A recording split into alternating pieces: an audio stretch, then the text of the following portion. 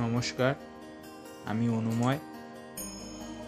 ঘাটশিলায় ট্যুরে আমরা যেরকম বিভিন্ন পাহাড়ে ঘুরেছি এবং তার সাথে আমাদের বিশেষভাবে কিন্তু আমাদের চোখে পড়েছে এখানটা তো একটি রামকৃষ্ণ মিশন এবং মঠ রয়েছে। আর আপনি পৃথিবী যে কোনো স্থানেই আপনি যদি যান, কোথাও না কোথাও কিন্তু রামকৃষ্ণ মিশনের কিন্তু মঠ বা মিশনের কিন্তু অংশ কিন্তু সারা পৃথিবী জুড়ে ছড়িয়ে রয়েছে।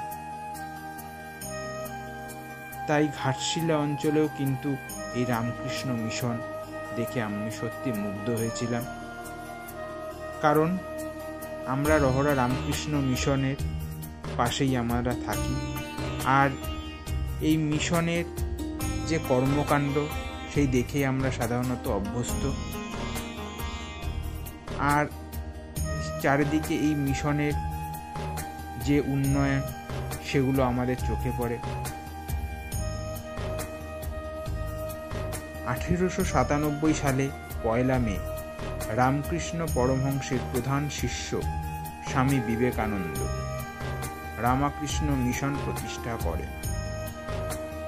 মিশন স্বাস্থ্য পরিষেবা, প্রাকৃতিক দুর্যোগের মতন ত্রাণ কার্য, গ্রামোন্নয়ন, আদিবাসী কল্যাণ, বুনিয়াদী ও উচ্চশিক্ষা এবং সংস্কৃতি প্রসারে কিন্তু তাদের গুরুত্বপূর্ণ ভূমিকা পালন করে চলেছে। আর এই মিশন সারা ভারতবর্ষে জুড়ে এবং পৃথিবীর আপনি যেখানেই যান না কেন, মিশনের কোনো না কোনো দেখবেন সেই সেবা প্রতিষ্ঠানের ছাত্ররা কিন্তু সারা পৃথিবী সেরে।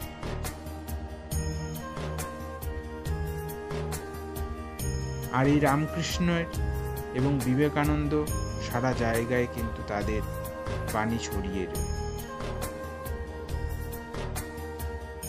আমরা এই ঘাটশিলায় এই রামকৃষ্ণ মিশন ও মঠে এসে যখন উপস্থিত হলাম, এখানকার পরিবেশ এত সুন্দর এবং শোনা যায় যে এখানটাতে আপনি এসে থাকতেও পারবেন, গেস্ট হাউস রয়েছে এখানটাতে। এবং এখানকার মিশন কিন্তু শুধু তাই নয়, এখানকার এলাকার মানুষদের বিনা পয়সায় চোখের চিকিৎসারও কিন্তু ব্যবস্থা করে থাকে। তা সত্যি একটা ভালো লাগলো। যদিও আমরা চলে এসেছিলাম সরস্বতী পুজোর দিন ঘাটশিলায়, এবং ঘুরতে ঘুরতে আমরা চলে আসলাম এই ঘাটশিলার এই রামকৃষ্ণ মিশনে। বেশ কিছুক্ষণ আমরা সময় কাটালাম। আর এখানকার যে বাগান, সে বাগানের কিন্তু ফুল গাছগুলো দেখে আমার সত্যিই ভালো লাগলো। বেশ কিছুক্ষণ এখানে দাঁড়িয়ে থাকলাম এবং সকাল সকাল যেহেতু আমরা চলে এসেছিলাম, এখানকার পুরোহিত বা মহারাজ যিনি এর আয়োজন করছিল ঠাকুরের সেবার, আমরা বেশ কিছুক্ষণ দাঁড়িয়ে সেটি দেখলাম এবং সময় কাটিয়ে কিন্তু আমরা গেলাম।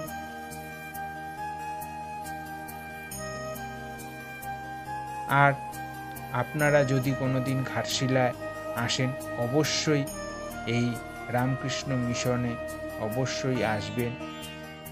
এখানকার পরিবেশ সত্যি আপনাকে মুগ্ধ করবে।